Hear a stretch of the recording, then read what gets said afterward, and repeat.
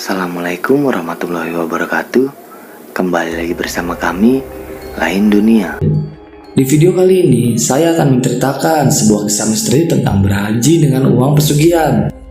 Kisah ini diangkat dari seorang narasumber yang dimana nama dan tempat sudah kami samarkan agar menjaga dari hal yang tidak diinginkan di kemudian hari. Kisah ini menceritakan tentang sekembalinya suamiku dari Tanah Suci Mekah, malah mengungkap rahasia besar. Ia berhaji dengan uang pesugihan. Sungguh aku tak menyangka suamiku setega itu selama ini menafkahiku dengan anak-anaknya dengan uang haram. Bahkan uangnya digunakan untuk pergi haji. Banyak teguran keras telah ia rasakan selama di Tanah Suci. Dan saat kembali ke Indonesia kondisinya memburuk dan koma di rumah sakit. Tapi sebelum masuk ke ceritanya, jangan lupa ambil posisi yang paling nyaman dan bunyikan tombol lonceng notifikasinya. Dan cerita pun dimulai.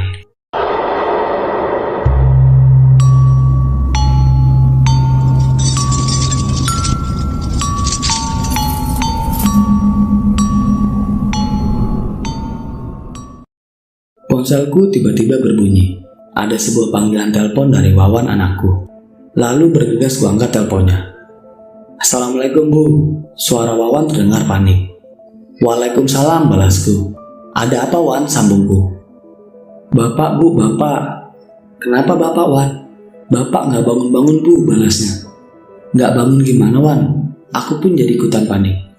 Tadi Wawan mau bangunin buat makan, tapi Bapak diam saja. Udah kamu periksa nafasnya Wan? Masih ada Bu nafasnya. Ya udah Ibu pulang sekarang. Aku lalu mengambil tas di atas meja, bergegas untuk pulang ke rumah. Kebetulan jarak toko tidak terlalu jauh dari rumahku. Hesti, panggilku dengan sedikit berteriak dari depan toko. Iya Bu, Hesti datang menghampiriku. Kamu jaga toko dulu ya sebentar. Ibu mau kemana emangnya, tanya Hesti. Ibu mau pulang dulu sebentar. Aku pun berlari menuju rumah. Semenjak kepulangan Mas Fajar suamiku dari Tanah Suci, ia sering mengeluh kesakitan. Semakin hari kondisinya semakin memburuk.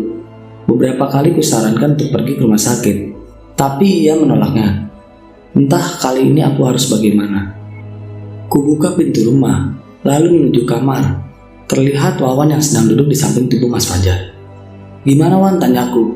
Masih belum bangun Bu, balasnya.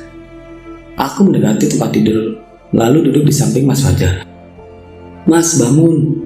Coba menggoyang-goyangkan tubuhnya, namun tak ada reaksi sedikit pun. Kesentuh dahinya tubuhnya hangat. Wan, siapin mobil, perintahku. Mau kemana Bu, tanyanya. Rumah sakit Wan. Wawan pun pergi keluar kamar. Sementara itu aku mempersiapkan beberapa barang untuk dibawa ke rumah sakit. Udah siap Bu, ucap Wawan. Kami pun menggotong tubuh Mas Fajar ke dalam mobil, lalu dibaringkan di bangku tengah. Bu, nanti yang jemput Rama sama Rima siapa, tanya Wawan. Aku sampai lupa dengan dua anak kembarku itu. Bentar, Ibu telepon Hesti dulu, kita jalan dulu aja. Mobil mulai menuju rumah sakit. Kuambil telepon di dalam tas, lalu menghubungi Hesti karyawan tokoku untuk menjemput kedua anak kembarku itu. Sekitar 15 menit kemudian, kami pun sampai di rumah sakit. Wawan langsung keluar dari mobil meminta pada pegawai rumah sakit untuk dibawakan kereta dorong. Tak lama, kereta dorong sudah berada di dekat mobil. Beberapa perawat pria dan Wawan memindahkan Mas Fajar dari dalam mobil, kemudian dibawa ke ruang UGD. Selama pemeriksaan, aku dan Wawan tidak diperbolehkan masuk. Kami hanya bisa menunggu duduk di bangku depan UGD. Tak lama berselang, pintu UGD terbuka. Seorang dokter keluar dari dalam. Spontan aku dan Wawan berdiri menyambutnya, menantikan kabar baik darinya. Bagaimana Dok? Apakah suami saya baik-baik saja, tanyaku. Suami Ibu mengalami koma, balasnya. Tapi Tapi kami harus melakukan beberapa pemeriksaan lagi untuk mengetahui penyebabnya, sambung dokter itu. Apakah ada kemungkinan ayah saya sadar kembali dok? Tanya Wawan anakku. Saya harus memastikan dulu kondisinya. Doakan saja yang terbaik, ucap dokter itu. Sekarang suami ibu akan saya pindahkan ke ruangan perawatan intensif, sambungnya. Pintu UGD kembali terbuka. Terlihat 2 orang perawat sedang mendorong kereta dorong. Di atasnya ada Mas Fajar yang terbaring tak sadarkan diri. Dengan berbagai alat yang menempel di tubuhnya, tak terasa air mataku menetes melihatnya. Maaf bu, ada yang ingin saya tanyakan, ucap dokter. Ia pun memintaku dan Wawan masuk ke dalam ruangannya. Saat pemeriksaan, saya melihat tubuh suami ibu penuh dengan lebam. Apa ibu itu tahu karena apa? Tanya dokter. Saya juga tidak tahu dok. Lebamnya sudah ada semenjak suami saya pulang dari haji, balasku. Aku ingat saat pertama kali melihat luka lebam itu. Sekembali Mas Fajar dari tanah suci, ia seperti berusaha menutupinya. Penasaran, aku pun bertanya padanya penyebab luka lebam itu di sekujur tubuhnya. Namun bukan jawaban yang kudapat, melainkan amarahnya. Baiklah kalau begitu, nanti saya akan melakukan pemeriksaan lanjutan. Terima kasih dok, ucapku. Dokter pun mengantarkan kami ke ruangan perawatan Mas Fajar. Dokter berpesan, sementara ini hanya 1 orang saja yang bisa masuk dalam. Ibu mau masuk? Tanya Wawan anakku. Aku menggelengkan kepala, khawatir tak kuat menahan rasa sedih di dalam. Kamu saja Wan, balasku. Wawan pun menolak, mungkin ia merasakan hal yang sama denganku. Kamu jangan kabari nenek atau kakek dulu ya Wan, pintaku. Biar nanti ibu yang kabarin, sambungku. Iya bu, balasnya. Sekarang mending kamu pulang dulu. Kasihan Rama sama Rima gak ada yang nemenin di rumah. Ibu gak pulang juga, tanyanya. Ibu masih mau nunggu di sini. Siapa tahu nanti bapak kamu sadar, ucapku. Iya bu. Wawan mencium punggung tanganku. Wawan pamit pulang dulu bu. Nanti habis maghrib kesini lagi, ucapnya. Iya, hati-hati ya nak, pesanku. Assalamualaikum. Waalaikumsalam. Wawan pun pergi pulang ke rumah. Waktu cepat berlalu. Tak terasa sudah 1 jam aku duduk di depan ruang perawatan. Kuambil ponsel di dalam tas, melihat daftar kontak. Siapa yang harus kuberitahu pertama kali, pikirku. Terlintas nama Mas Firman, kakak kandung suamiku. Aku pun menghubunginya, memberi kabar kalau adiknya sedang dirawat di rumah sakit. Sayup-sayup terdengar suara azan maghrib berkumandang. Aku bangkit dari kursi lalu berjalan menuju musola rumah sakit. Kulihat hanya ada beberapa orang saja yang di musola. Bergegas aku ambil wudhu, lalu mencari mukena di lemari penyimpanan. Sesudah sholat, aku duduk dan berdoa, mendoakan agar Mas Fajar segera pulih dari komanya. Setelah selesai salat isya, aku kembali ke ruang perawatan. Dari kejauhan, terlihat 2 orang sedang duduk di sana. Bukan Wawan, melainkan Mas Firman dan Ustadz Aidir. Assalamualaikum, sapaku mengagetkan mereka. Waalaikumsalam, jawab Mas Firman dan Ustadz Aidir kompak sambil berdiri. Maaf, Mas lupa ngasih tahu kamu kalau Mas kesini, ucap Mas Firman. Gak apa-apa Mas, balasku. Fajar masih belum sadar, ucapnya, sembari melihat kaca yang mengarah ke dalam ruangan perawatan. Belum Mas, maksud Mas kesini karena ada sesuatu yang Mas mau tanyakan, ucap Mas Firman seraya duduk diikuti aku dan Ustadz Haidir. Ada masalah apa yang Mas tanyaku? Mas Firman terdiam, matanya melirik ke arah Ustadz Haidir. Biar Pak Ustadz saja yang bicara. Maaf Dek Murni, pertanyaannya mungkin akan mengagetkan, ucap Ustadz Haidir. Tidak apa-apa Pak Ustadz, aku sudah siap dengan pertanyaannya. Apakah Dek tahu kalau Fajar sudah melakukan pesugihan? Tanya Ustadz Haidir. Sebuah pertanyaan yang tak terduga hingga membuatku beristighfar berkali-kali. Pesugihan, ucapku terbata-bata. Aku masih tidak percaya dengan apa yang kudengar barusan. Iya Mur, selama ini Fajar sudah melakukan pesugihan, timpal Mas Firman. Apakah Mas dan Pak Ustadz yakin? Tanyaku, berharap apa yang kudengar salah. Fajar sendiri yang bilang sama saya waktu di Mekah, balas Ustadz Haidir. Jadi kamu gak tahu Mur? Tanya Mas Firman. Murni benar-benar gak tahu Mas, balasku. Sungguh aku tak menyangka selama ini suamiku menyimpan sebuah rahasia. Rahasia yang begitu menyakitkan. Jadi selama ini kami makan dari uang haram. Astagfirullah. Apakah Dek Murni tahu tentang luka lebam di badan Fajar? Tanya Ustadz Haidir. Saya tidak tahu Pak Ustadz, balasku. Ustadz Haidir mulai bercerita, suamiku mulai terlihat aneh saat pertama kali menginjakkan kaki di Mekah.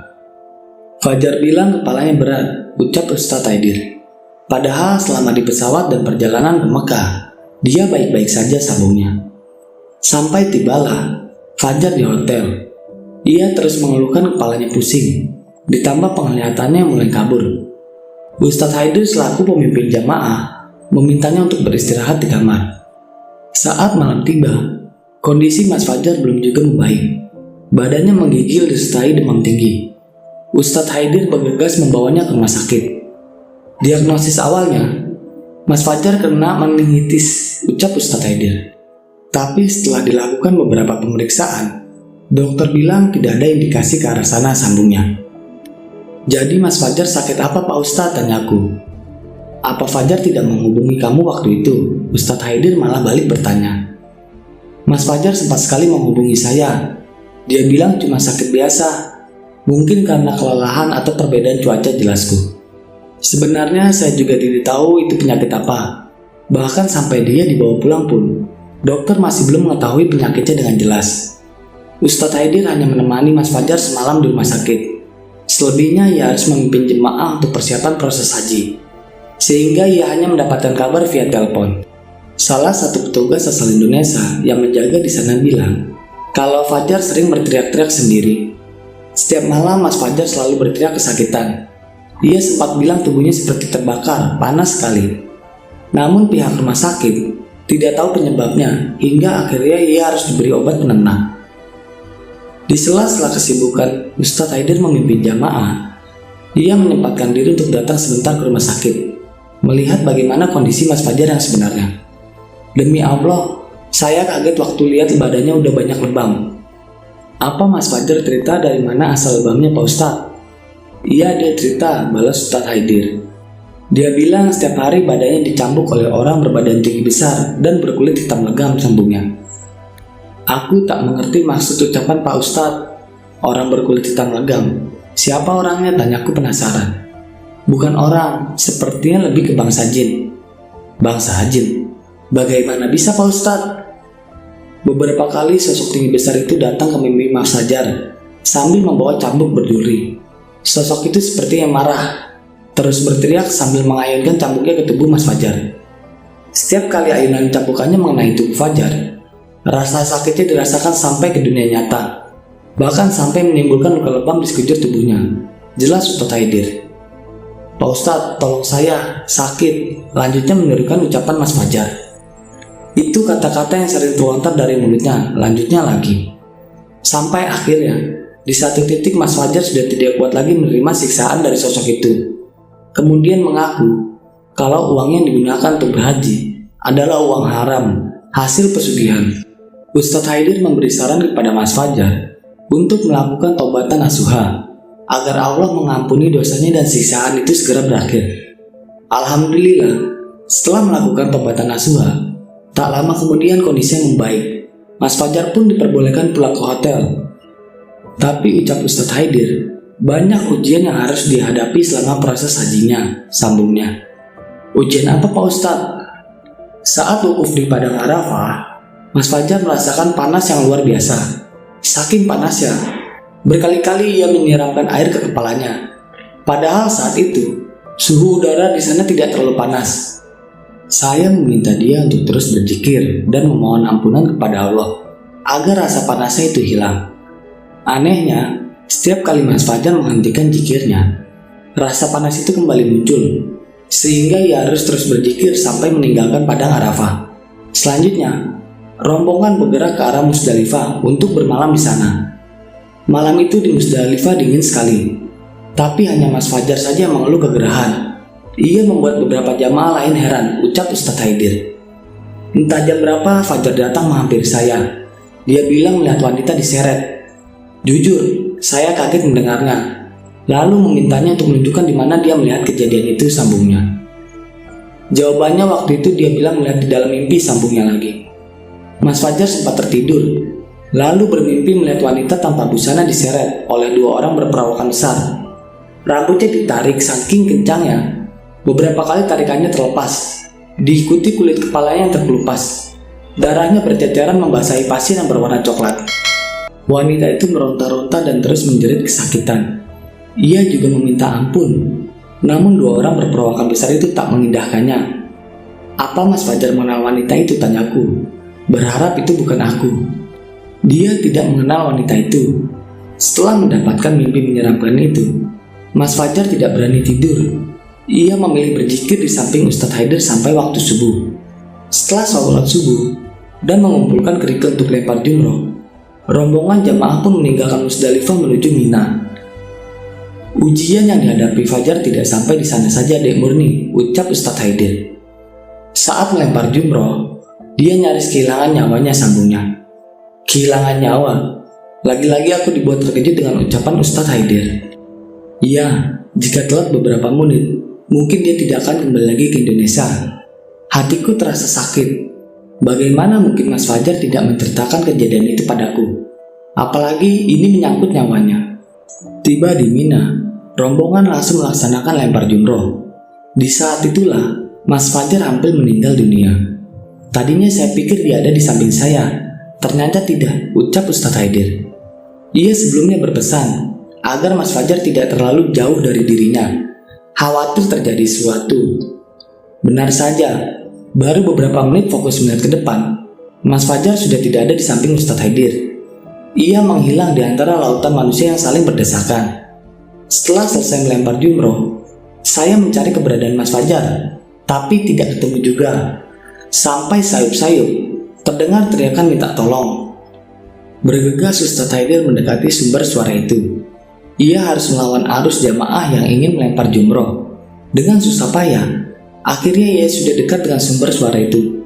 Berharap bukan salah satu jamaah dari rombongannya. Semakin dekat suaranya, semakin jelas pula. Setelah dilihat, ternyata itu Mas Fajar yang sedang terbaring di tanah. Tubuhnya diinjak-injak oleh jamaah lain. Bergegas Ustadz Haider menolongnya.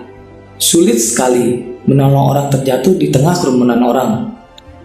Resikonya kita ikut terjatuh dan terinjak juga. Berkali-kali Ustadz Haider gagal menarik tubuh Mas Fajar. Sampai akhirnya ada jemaah lain yang membantunya. Wajahnya sudah pucat, kepala, kaki, dan tangannya juga berdarah. Kalau kami telat nolong, mungkin ia tidak selamat, ucap Ustadz Haider. Ustadz Haider beserta jemaah lainnya menggotong tubuh Mas Fajar ke tenda medis supaya segera diberi perawatan. Syukurlah luka yang dideritanya tidak terlalu parah.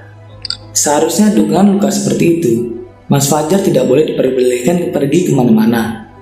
Tapi dia masih memaksa ikut bersama rombongan pergi ke Mekah untuk melakukan tawaf, imbuhnya. Awalnya tenaga medis di sana tidak mengizinkan Mas Fajar pergi karena kondisinya masih kurang stabil. Namun ia terus memaksa untuk pergi bersama rombongannya. Ya, aku sudah paham betul dengan sifat keras kepalanya itu. Akhirnya Ustadz Haider pun setuju. Namun dengan satu syarat, Mas Fajar harus mengenakan kursi roda. Apa Mas Fajar mau, Pak Ustadz? Tanyaku. Harus mau, soalnya untuk jalan saja Mas Fajar kesulitan, balas Ustadz Haider. Singkat cerita, rombongan pun berangkat menuju Mekah dengan berjalan kaki melintasi beberapa terowongan yang menembus bukit. Kami pun melewati jalan pintas khusus pejalan kaki, ucap Ustadz Haider.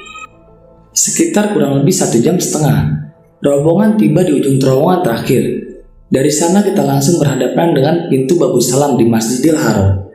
Tak terasa air mataku menetes, larut dalam cerita Ustadz Haider. Aku membayangkan berdiri di sana dan melihat Masjidil Haram secara langsung. Seandainya waktu itu Mas Fajar mengizinkanku pergi bersamanya, mungkin aku akan berdiri di dekatnya sambil menatap pintu masuk Masjidil Haram. Namun seketika, lamunanku buyar karena membayangkan azab apa yang akan Allah berikan padaku jika pergi ke sana dengan uang hasil pesugihan. Di saat jemaah lain terlihat takjub dengan kemegahan Masjidil Haram dan mulai membaca talbiyah, Mas Fajar hanya diam saja, ucap Ustadz Haider. Karena bingung, saya pun bertanya padanya, apakah kita sudah sampai di Masjidil Haram, imbuhnya? Apa maksudnya Pak Ustadz? Tanyaku. Dia tidak bisa melihat Masjidil Haram yang berada di hadapannya, jelas Ustadz Haider.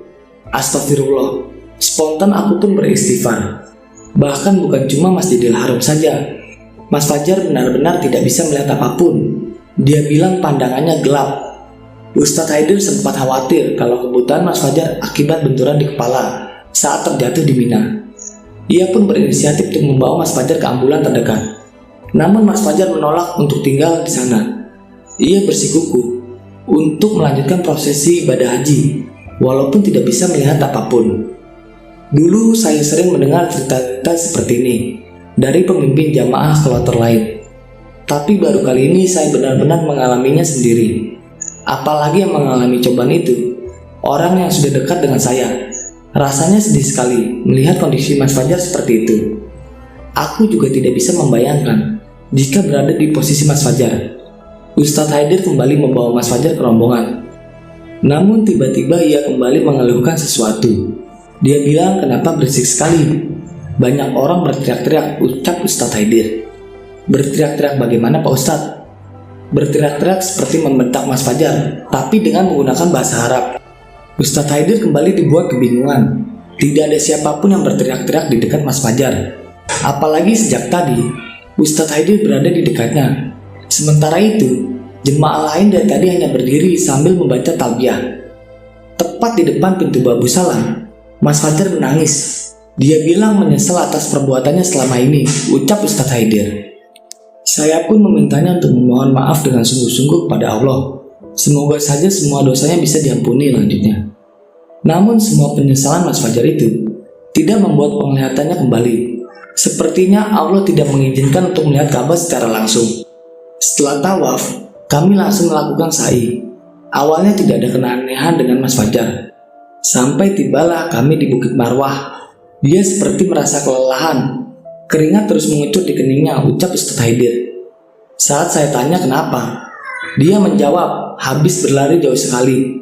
Padahal dari tadi dia duduk di kursi roda, lanjutnya. Dari Bukit Marwah, kami kembali ke Bukit Sofa. Di tengah perjalanan, Mas Fajar meminta minum. Dia bilang tenggorokannya kering. Baru 3 putaran, Mas Fajar sudah menghabiskan 2 botol air mineral. Namun rasa hausnya belum juga hilang. Ia terus meminta minum. Di perut lembah antara Safa dan Marwah terdapat keran berisi air Zam-Zam. Ustadz Haidir berinisiatif untuk mengisi ulang botol air mineral Mas Fajar dengan air Zam-Zam, lalu memintanya untuk segera diminum. Alhamdulillah, setelah minum air Zam-Zam, Mas Fajar tidak merasa kehausan lagi, ucap Ustadz Haidir. Mas Fajar pun bisa melanjutkan sa'i sampai selesai. Setelah itu, rombongan kembali ke Mina untuk bermalam. Tiba di Mina, penglihatan Mas Fajar akhirnya kembali. Tapi ada satu kejadian yang cukup menghebohkan pada saat itu, ucap Ustadz Haidir. Ada apa Pak Ustadz, tanyaku. Mas Fajar kesurupan. Astagfirullah. Ada jin wanita yang merasuki tubuhnya. Jin wanita, tanyaku. Iya, anehnya jin itu bukan berasal dari tanah Arab, melainkan dari Indonesia. Jadi ceritanya, malam itu udara di Mina tidak terlalu dingin. Setelah sholat Isya, kami sudah kembali ke tenda untuk makan malam, ucap Ustadz Haidir. Setelah makan malam, Ustadz Haidir menyuruh Mas Fajar beristirahat di tendanya. Saya ingat betul, waktu itu sedang duduk di luar tenda, sambil mengobrol bersama jemaah lain. Beberapa jemaah mulai mengeluhkan keanehan yang terjadi dengan Mas Fajar. Tetapi saya meminta mereka untuk tidak bertanya langsung pada Mas Fajar. Lebih baik fokus dengan ibadah haji saja. Ketika sedang mengobrol, tiba-tiba salah satu jamaah berlari menghampiri Ustadz Haidir. Dia bilang kalau Mas Fajar dari tadi tidur sambil menangis, ucap Ustadz Haidir. Ustadz Haidir berlari bergegas ke tenda tempat Mas Fajar. Suara tangis yang menyayat hati mulai terdengar saat ia memasuki tenda. Saya coba membangunkannya, tapi tidak bisa. Dia terus menangis, malah tangisannya semakin kencang. Ustadz Haidir mulai merapal doa, berharap Mas Fajar segera sadar. Namun bukannya tersadar, Mas Fajar malah mengerang kesakitan. Saya terus membacakan ayat-ayat ruqyah. Beberapa saat kemudian, Mas Fajar akhirnya berbicara. Dia meminta tolong, ucap Ustadz Haidir. Saya merasa curiga kalau yang berbicara itu bukan Mas Fajar. Dari cara berbicaranya sangat berbeda, seperti wanita, lanjutnya. Ustadz Haidir terus merapal doa, hingga akhirnya Mas Fajar membuka mata lebar-lebar. Dengusan nafasnya terdengar kencang sekali. Dia terus melotot ke arah saya. Raut wajahnya tampak marah sekali. Di saat itulah, Ustadz Haidir sangat yakin kalau Mas Fajar sedang kesurupan. Ia meminta jamaah pria untuk memegangi tubuh Mas Fajar, lalu kembali merapal doa-doa ruqyah. Mas Fajar mengamuk sejadi-jadinya. Tenaganya kuat sekali, sampai-sampai beberapa jemaah pria tidak kuat memeganginya, ucap Ustadz Haidir. Ustadz Haidir berusaha menenangkannya. Tak berselang lama, sosok yang berada di tubuh Mas Fajar mulai berbicara. Dia meminta untuk dipulangkan ke tempat tinggalnya.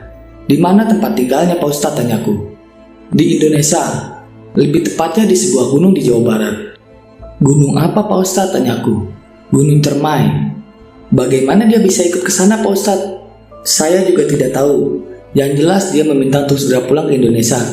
Kalau tidak, dia akan mencelakai Mas Fajar, balas Ustadz Haidir. Ustadz Haidir tidak mengindahkan ancaman sosok itu. Ia merasa kalau itu hanya tipu daya setan, agar Mas Fajar tidak melanjutkan ibadah haji. Ustadz Haidir lalu meminta air Zam-Zam. Lalu ia bacakan ayat-ayat ruqyah.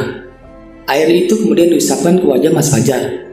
Seketika itu, Mas Fajar berteriak kesakitan. Tak lama, suara teriakannya menghilang, diikuti dengan Mas Fajar yang tak sadarkan diri. Lalu Mas Fajar membuka mata, katanya badannya lemas sekali. Dia juga bilang, kalau tadi bermimpi aneh, ucap Ustadz Haidir. Mimpi apa Pak Ustadz, tanyaku. Dia melihat wanita yang sama dengan mimpi sebelumnya, tetapi kali ini lebih jelas. Kondisi wanita itu mengenaskan. Rambutnya berantakan, darah mengalir dari atas kepalanya hingga membasahi wajahnya. Tubuhnya pun dipenuhi luka-luka. Apakah itu salah satu jin pesugihan, tanyaku penasaran. Mungkin, tapi saya tidak begitu yakin, balas Ustadz Haidir. Saya pernah mendengar sebuah cerita Pak Ustadz, ucap Mas Firman yang sejak tadi menyimak percakapanku dengan Ustadz Haidir. Cerita apa Man? Balas Ustadz Haidir. Seharusnya orang yang melakukan pesugihan tetap tinggal di hotel, tidak perlu melakukan prosesi haji. Takutnya jin pesugihan yang ada di tubuhnya marah. Dan sepertinya itu yang dialami Mas Fajar sekarang, lanjutnya. Mas Firman juga lanjut bercerita. Tidak hanya uang hasil pesugihan saja, ia juga pernah mendengar kalau uang hasil korupsi pun bisa mendapatkan ajab yang sama. Ceritanya, ada pejabat wanita yang berhaji dengan uang hasil korupsi. Selama di Mekah, kain ihramnya terus tersikap di tiup angin, hingga membuat auratnya terlihat, ucap Mas Firman. Anehnya, cuma dia saja yang mengalami hal itu. Belum lama pulang ke Indonesia, ternyata wanita itu ditangkap polisi karena kasus korupsi, lanjutnya. Memang berhaji itu bisa menjadi cerminan diri kita. Banyak orang yang mengalami kesulitan ketika tiba di tanah suci. Itu akibat perbuatan buruknya selama ini, ucap Ustadz Haidir. Perbuatan yang salah akan dibalas tanpa ampun. Akibatnya, sering saya lihat orang yang stres ketika berangkat atau tiba di tanah suci, sambungnya. Seandainya saya waktu itu pergi bersama Mas Fajar, apakah bisa mendapatkan teguran yang sama Pak Ustadz, tanyaku. Wallahualam bisawab, balas Ustadz Haidir. Setelah kejadian menghebohkan itu, Mas Fajar menjadi perbincangan bahan jamaah lainnya. Beritanya cepat sekali menyebar. Tidak ada hanya jamaah yang bertanya kepada saya, bahkan pimpinan kloter lain pun ikut menanyakan tentang kejadian itu, ucap Ustadz Haidir. Pada hari tasrik, yaitu tanggal 11, 12, dan 13 Juli, seharusnya jemaah haji melakukan jalan 4 umroh, wusta, dan akobah setiap siang hari, namun tidak dengan Mas Fajar. Karena kondisinya tidak memungkinkan, dan saya khawatir terjadi sesuatu yang membahayakan nyawanya. Jadi untuk melontar di umroh, saya wakilkan, ucap Ustadz Haidir. Selama 3 hari bermalam di Mina, Mas Fajar selalu mengalami mimpi buruk. Ia melihat wanita itu disiksa. Mas Fajar bilang, wanita itu terus mengancamnya. Tapi saya memintanya jangan takut. Saya juga menyarankan agar dia terus berzikir. Bermalam di Mina berhasil Mas Fajar lalui. Tinggal prosesi terakhir, yaitu tawaf wada.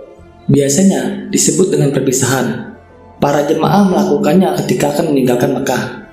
Kali ini, Allah memperbolehkannya melihat Masjidil Haram, tapi tidak dengan Ka'bah. Mas Fajar tetap tidak bisa melihatnya, ucap Ustadz Haidir. Mas Fajar terus menangis dari sebelum memasuki Masjidil Haram sampai kami selesai melaksanakan tawaf wada. Setelah itu, kami pun meninggalkan Mekah, sambungnya. Di sepanjang perjalanan pulang ke tanah air, Mas Fajar terus didampingi oleh Ustadz Haidir. Sampai kami tiba di tanah air, Mas Fajar hanya diam saja, jarang berbicara. Kecuali saya ajak berbicara, ucap Ustadz Haidir. Saya menyarankan padanya untuk meninggalkan perbuatan buruknya itu dan bertobat dengan sungguh-sungguh, sambungnya. Sampai tadi, saya mendapatkan telepon dari Firman yang mengabarkan kalau Fajar sedang dirawat di rumah sakit, sambungnya lagi. Sebenarnya bagaimana Fajar bisa sampai seperti itu, Mur? Tanya Mas Firman. Belum sempat aku menjawab pertanyaan Mas Firman dan Pak Ustadz, tiba-tiba Mas Fajar yang sedang koma berteriak kesakitan. Lalu kami bertiga bersigap langsung masuk ke ruangan Mas Fajar. Dan Mas Firman yang teriak kesakitan ditenangi oleh Pak Ustadz dengan baca-bacaan ruqyah. Lalu Pak Ustadz berinisiatif untuk memanggil gurunya yang lebih mengerti perihal gaib ini. Singkat cerita, Pak Ustadz berinisiatif memanggil gurunya untuk mengobati Mas Fajar. Aku dan Mas Firman menemaninya tetap di rumah sakit. Selang beberapa lama, Pak Ustadz dan gurunya datang untuk mengobati Mas Fajar. Ia datang lengkap dengan peralatan ruqyah, seperti daun bidara, serbuk bidara, dan lain-lain. Sekitar beberapa jam kemudian, Mas Fajar bisa tersadar, dan guru Pak Ustadz itu bisa memutus pesugihan antara Mas Fajar dan jin tersebut. Beberapa hari setelah itu, Mas Fajar dipulangkan ke rumah dan tetap diterapi ruqyah oleh Ustadz dan guru Pak Ustadz itu hingga benar-benar sembuh. Dan setelah terputus perjanjian pesugihan antara Mas Fajar dan jin tersebut, perlahan-lahan harta yang dari pesugihan itu hilang entah kemana, mulai dari rumah makan kami yang terbakar hingga toko kami yang bangkrut total. Tetapi aku senang hidup bahagia dengan hasil halal ketimbang kaya raya dengan hasil pesugihan dan uang haram. Dan cerita pun selesai. Bagi teman-teman yang menonton video ini sampai habis, saya ucapkan terima kasih banyak. Dan nantikan video-video kami selanjutnya. Wassalam.